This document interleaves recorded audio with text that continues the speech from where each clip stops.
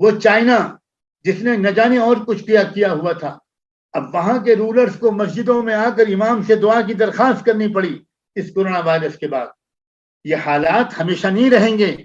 میرے نوجوان بچوں اور بچیوں، میرے جگر کے ٹکڑوں، تم اس ملک کا مستقبل ہو۔ بجھنے سے پہلے چراغ بھڑکتا ہے، اس لیے کسی ڈر اور خوف اور مایوسی کی تو کوئی ضرورت ہی نہیں ہے۔ اگر کوئی ظلم ہونے دے رہا ہے خدا، تو اس کے پیچھے بھی خدا کا پلان ہے، اور خدا کے پلان پر دنیا میں آج تک کسی طاقت کا پلان غالب نہیں آیا۔ ہماری کوششوں کا مقصد انسانوں کو اندر سے بدلنا ہے، تبھی ان کے اندر وہ طاقت پیدا ہوگی کہ اپنے باہر کے سسٹم کو بدل پائیں گے۔ سب سے زیادہ ریلیف کا کام مسلمانوں نے کیا ہے، ان مسلمانوں نے جن کو مارا جا رہا ہے، پریگننٹ عورتوں کو مارا جا رہا ہے، 1.5 سال کے بچے کو کل احمد آباد گجرات میں پولیس نے لاٹھیوں سے مارا ہے۔ 1.5 سال کا بچہ، ایک صاحب روزے میں قرآن پڑھ رہے تھے، ان کو مارا گیا، گھر میں گھس کر کے قرآن کو نیچے پھینک دیا گیا۔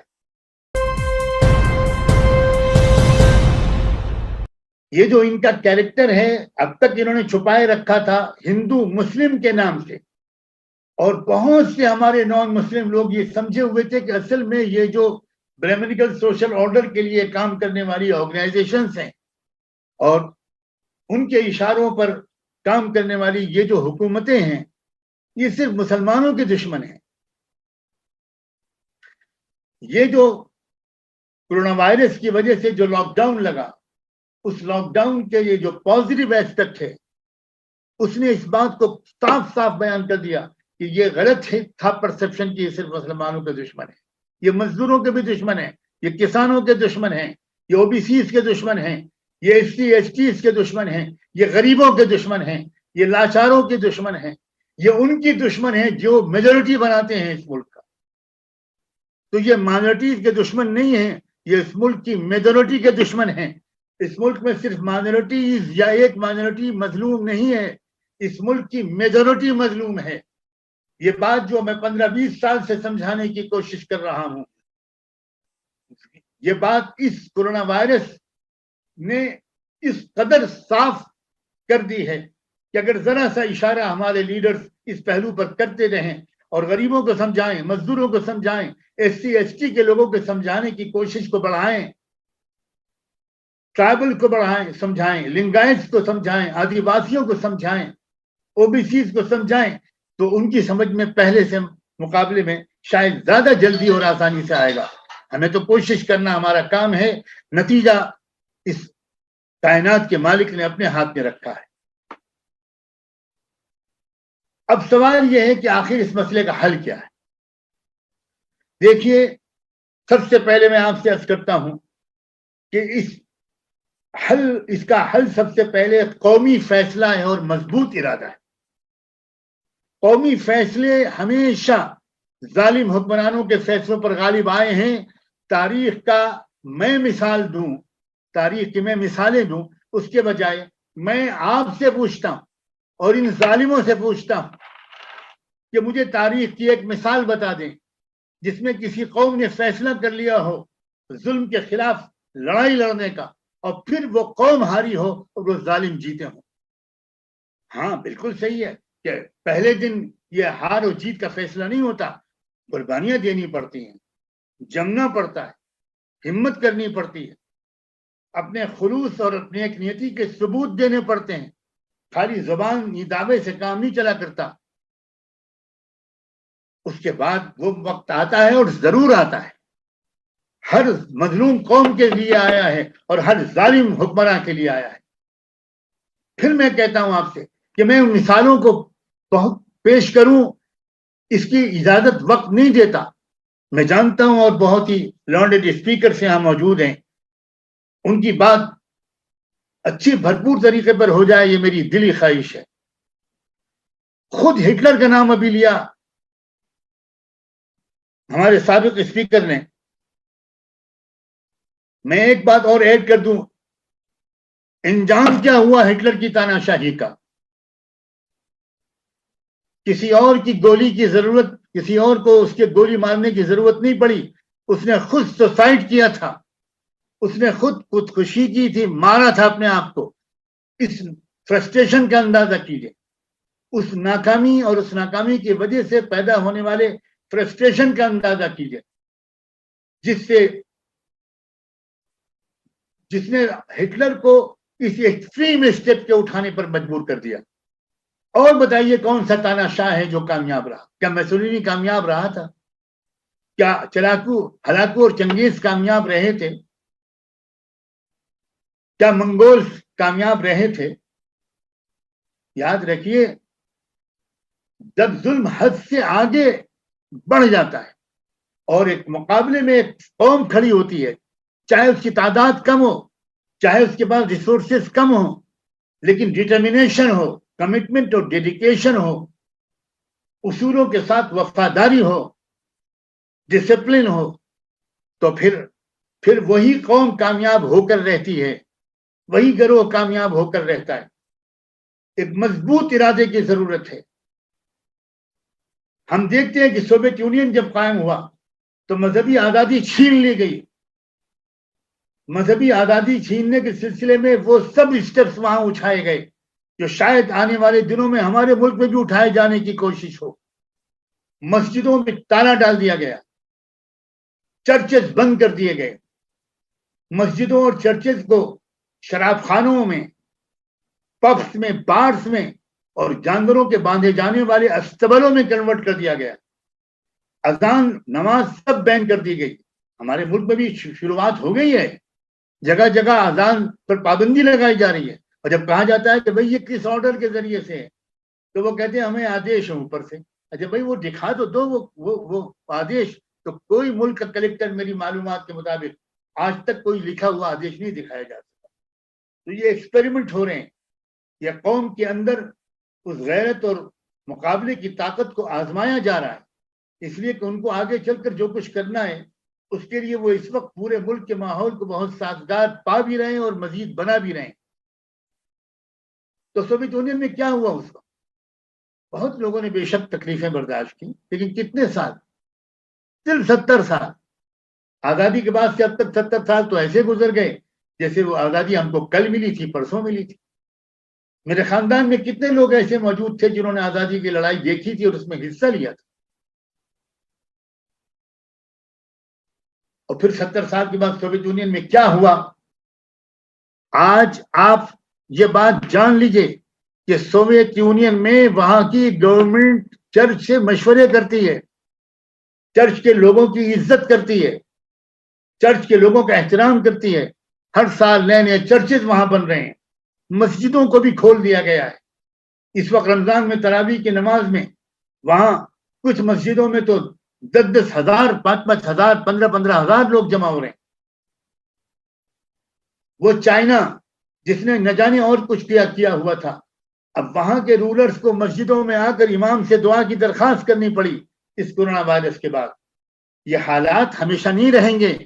میرے نوجوان بچوں اور بچیوں، میرے جگر کے ٹکڑوں، تم اس ملک کا مستقبل ہو. انسانیت تم سے امید کر رہی ہے. اس لیے بہت اچھی طرح ذہن میں رکھو، یہ حالات ہمیشہ نہیں رہیں گے. بلکہ جب ظلم حد سے بڑھتا ہے تو اس کا صاف مطلب یہ ہوتا ہے کہ ابھی ظلم کے خاتمے کا وقت قریب ہے.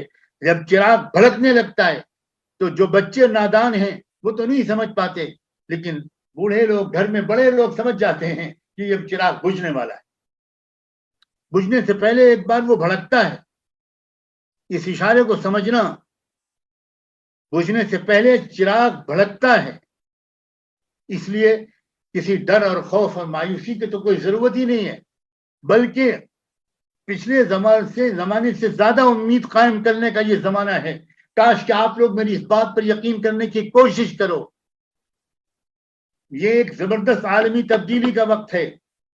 بالکل صحیح ہے کہ نیا ورلڈ آرڈر قائم ہونے والا ہے، لیکن کون سا نیا ورلڈ آرڈر؟ ہم بھی دیکھیں گے، اور اگر ہم زندہ نہ رہے تو ہمارے بچے اور اولادیں دیکھیں گے. تم لوگ دیکھو گے نوجوانوں، کون سا ورلڈ آرڈر دنیا میں آنے والا ہے؟ انصاف کا ورلڈ آرڈر دنیا میں آنے والا ہے. اس لیے مضبوط یقین کرنا، یاد رکھنا کم سے کم مسلمان اور خدا پر یقین رکھنے والے لوگ اس بات کو جانتے ہیں کہ اس دنیا کو پیدا کر کے خدا ریٹائر نہیں ہو گیا. اور یہاں کا ہر ایونٹ کے پیچھے خدا کا ارادہ ہوتا ہے. اگر کوئی ظلم ہونے دے رہا ہے خدا تو اس کے پیچھے بھی خدا کا پلان ہے, اور خدا کے پلان پر دنیا میں آج تک کسی طاقت کا پلان غالب نہیں آیا. یا کاش کے وقت ہوتا اور میں کھول کر بتاتا. میں آج کل روزانہ ایک لائیو بیان بھی کر رہا ہوں جس میں خدا کی منصوبہ بندی کو کھول کر واضح کرنے کی تاریخ کی روشنی میں کوشش کر رہا ہوں. تو خدا کا منصوبہ ہے, اگر کہیں پر ظلم کو خاتمہ کرنا کا اس کا وقت قریب آ جاتا ہے تو پہلے اس ظالموں کو اپنی آخری حسرت نکال دینے کا اور ان کے کیریکٹر کو ننگا کر دینے کا ایک موقع خدا کی پوشیدہ طاقت یہ انجام دیتی ہے. اور مجھے کم سے کم پورا یقین ہے, اور میں سمجھتا ہوں پی ایف آئی کے ذریعے سے اس محفل میں جو لوگ جمع ہوئے ہیں شاید وہ سب اور ان میں سے اکثریت بھی اس بات پر یقین رکھتی ہوگی, اور اس یقین کی بنیاد پر میں پوری قوم کو اور مظلوموں کو دعوت دیتا ہوں کہ ایک مضبوط فیصلہ کریں, ایک قومی ارادہ کریں کہ ہمیں سر نہیں جھکانا, ہمیں کسی طرح نفرت کے جواب نفرت سے نہیں دینا. میں ابھی آگے کہوں گا, لیکن ہم کو مقابلہ کرنا ہے, انصاف کے نظام کو قائم کرنے کی ایک زبردست کوشش کرنی ہے. اقبال کا ایک شعر یاد آ رہا ہے, میں جانتا ہوں کہ سنجیدہ کوششیں شعر و شاعری سے نہیں کی جاتی, لیکن کچھ شاعریاں وہ ہوتی ہیں جو سنجیدہ کوششوں کو انکریج کرنے کے لیے کی جاتی ہیں. ساری دنیا جانتی ہے کہ اقبال اسی طرح کے شاعروں میں تھے. اقبال نے کہا یقین محکم عمل پہ ہم محبت فاتح عالم, جہاد زندگانی میں ہیں یہ مردوں کی شمشیریں. پی ایف آئی کے نوجوانوں اور تمام سننے والے میرے بچوں اور بچیوں, میرے بھائیوں اور بہنوں, تم مسلم ہو یا غیر مسلم, تم سب میرے بھائی ہو, میری بچے ہو. میں تم سے کہنا چاہتا ہوں, بہت صاف لفظوں میں کہنا چاہتا ہوں کہ یقین محکم اپنے اندر پیدا کر لو, ایک مضبوط اطمینان پیدا کر لو کہ مستقبل انصاف کا ہے, مستقبل فیوچر مظلوموں کا ہے.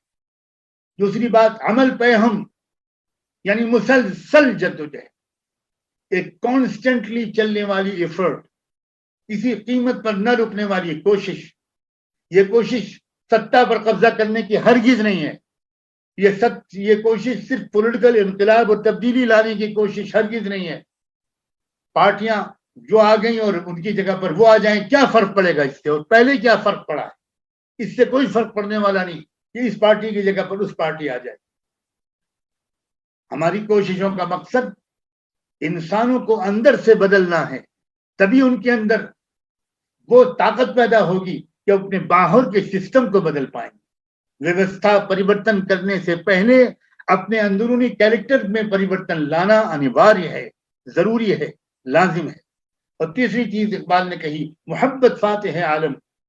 میں اس پر بھی بہت زور دینا چاہتا ہوں, نفرت کا جواب نفرت سے نہیں دینا, غصے سے نہیں دینا, بدلے کی بھاونا سے نہیں دینا. ہم نفرت کا جواب محبت سے دیں گے. اور خاص طور پر میں اس وقت مسلمانوں کو مبارکباد دیتا ہوں کہ اسی ماحول میں تم نے نفرت کا جواب محبت سے دے کر اس طرح دکھایا ہے کہ اندھے کو بھی نظر آ رہا ہو. پورے ملک میں سب سے زیادہ ریلیف کا کام, میں اپنی جانکاری کے مطابق گواہی دے رہا ہوں, سب سے زیادہ ریلیف کا کام مسلمانوں نے کیا ہے. ان مسلمانوں نے جن کو مارا جا رہا ہے, پریگننٹ عورتوں کو مارا جا رہا ہے, 1.5 سال کے بچے کو کل احمد آباد گجرات میں پولیس نے لاٹھیوں سے مارا ہے. 1.5 سال کا بچہ, ایک صاحب روزے میں قرآن پڑھ رہے تھے, ان کو مارا گیا, گھر میں گھس کر کے قرآن کو نیچے پھینک دیا گیا.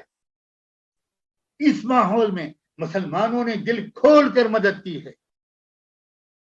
ہر ایک کی مدد کی, پوچھا ہی نہیں تمہارا کیا نام ہے, تم کس دھرم کے ماننے والے ہو. اس لیے مسلمانوں نے ایک امید جگائی ہے کہ جب وہ اس نفرت کے ماحول کے اندر کام کر سکتے ہیں تو آنے والے مہینوں اور سالوں میں بھی وہ نفرت کے جواب محبت سے دینے کے اہل ہیں. ہمیں محبت سے جواب دینا ہے, ہمیں محبت کرنی ہے مظلوموں سے, کمزوروں سے, مزدوروں سے, کسانوں سے, غریبوں سے, دلتوں سے. پھر میں نے دلت کہہ دیا, شیڈولڈ کاسٹ کے لوگوں سے, ٹرائبل لوگوں سے, لنگایت کے لوگوں سے اور غریب لوگوں سے. اگر کوئی برہمن بھی ہے اور مگر وہ انصاف کو پسند کرتا ہے اور ظلم کو ناپسند کرتا ہے, وہ بھی ہمارا بھائی. ہماری لڑائی کسی وشیش ذات اور دھرم کے خلاف نہیں ہے, ہماری لڑائی ظلم کے خلاف ہے. ظلم اگر مکے میں ہوگا تو ہم اس سے لڑیں گے، مدینے میں ہوگا تو ہم اس سے لڑیں گے، عرب میں ہوگا تو ہم اس سے لڑیں گے، عربی میں ہوگا تو ہم اس کا مقابلہ کریں گے، سنسکرت اور ہندی میں ہوگا تو ہم اس کا مقابلہ کریں گے، فارسی میں ہوگا تو ہم اس کا مقابلہ کریں گے۔ یہ ہے ہماری وچار دھارا کا تعارف۔ ہمیں کوئی بدلہ کسی سے نہیں لینا۔ اور میں یقین رکھتا ہوں، کن بنیادوں پر میں یقین رکھتا ہوں اس وقت اس کے بتانے کا وقت نہیں رہا، ورنہ میں ان بنیادوں کو بھی آج بتاتا۔ میں یقین رکھتا ہوں کہ بھارت بدلے گا، اور بھارت دنیا کے بدلنے میں ایک میجر رول پلے کرے گا۔ میں 2 جملے بول رہا ہوں، بھارت بدلے گا، اور بھارت دنیا کے بدلنے میں اور دنیا میں ایک انیائے پر آدھارت ایک سسٹم کو اسٹیبلش کرنے میں بھارت کا کلیدی رول ہوگا۔ میری صرف فکر یہ ہے کہ اس پریورتن لانے میں تھوڑا تھوڑا حصہ ہمارا اور آپ کا سب کا لگ جائے۔ یہ ہماری تمنا ہے اور ہماری یہ امید ہے۔ اس لیے میں پاپولر فرنٹ آف انڈیا کے ان تمام لوگوں سے اور ان کے ذریعے سے آپ لوگوں سے اور ان سے سب سے پہلے میں یہ کہنا چاہتا ہوں، ابھی جو ہمارے دوست انیس صاحب نے اپنی بات کے آخر میں کہا تھا، اسی کی تائید کرتے ہوئے میں کہتا ہوں کہ اب وہ کسی اور سے اپیل کرنے کے بجائے خود اٹھے اور ایک لیڈنگ رول پلے کریں۔ وہ سکھوں کو اکٹھا کریں، وہ کرسچن بھائیوں اور بہنوں کو اکٹھا کریں، وہ SC ST اور OBC کے لیڈرز کو اور ان کی آرگنائزیشنز کو اور سنسیئر ورکرز کو اکٹھا کریں، وہ آدیواسیوں اور لنگایتوں کو اکٹھا کریں۔ میں کیوں ان سب کے ساتھ ہوں؟ میں ان سکھوں کی تنظیموں کے ساتھ ہوں جو کانسٹیٹیوشن کے اندر رہتے ہوئے اس ملک کے اندر ایک تبدیلی لانا چاہتے ہیں۔ میں ان کرسچنز کے ساتھ بھی ہوں، میں ان SC ST OBC کے لیڈرز اور ان کے عوام کے ساتھ ہوں، ان کے قائدین اور تنظیموں کے ساتھ ہوں، میں ان آدیواسی اور لنگایت اور ٹرائبلز کے لیڈروں اور ان کے پبلک کے ساتھ ہوں۔ کنیا کماری سے لے کر کشمیر تک ہمارے ملک میں مظلوموں کی اکثریت ہے، انہی کی میجورٹی ہے۔ ضرورت ہے کہ ان سب کو اکٹھا کیا جائے۔ میں اس بات سے بالکل سہمت ہوں کہ کسی قیمت پر بھی اکیلے کوئی گروپ بھی اس لڑائی کو نہیں لڑ سکتا، اور مگر یہ بھی میں کہنا چاہتا ہوں کہ ان کو اکٹھا کرنے میں مسلمانوں کا لیڈنگ رول پلے ہونا چاہیے، اس لیے کہ حال میں مسلمانوں نے جس طرح کی خدمت انجام دی ہے اس نے یہ ثابت کر دیا ہے کہ مسلمان کیپیبل ہیں لیڈنگ رول پلے کرنے کی، اور لیڈنگ رول مسلمانوں کو پلے اس لیے بھی کرنا چاہیے کہ مسلمان ہی سب سے زیادہ مظلوم ہیں۔ میں امید کرتا ہوں کہ میں نے کچھ ضروری باتیں آپ کی خدمت میں عرض کی ہیں۔ رمضان کے مبارک مہینے میں آپ سب سے یہ بھی گزارش کروں گا کہ نمازوں کا، تلاوت کا، ذکر کا، اپنے مالک سے دعا مانگنے کا، تعلق کو مضبوط کرنے کا، اور بھارت کے لیے، دنیا کے لیے، انسانی برادری کے لیے، خاص طور پر غریبوں، مزدوروں اور مظلوموں کے لیے دعاؤں کا اہتمام کریں، اور مجھے بھی اپنی دعاؤں میں یاد رکھیں۔ جزاکم اللہ، بہت بہت شکریہ۔ جتنے بھی آپ کے گیسٹ اسپیکرز ہیں میں ان سب کو خاص طور پر سلام پیش کرتا ہوں، اور جو سننے والے اور سننے والیاں ہیں ان کو بھی سلام پیش کرتا ہوں۔ بہت بہت شکریہ۔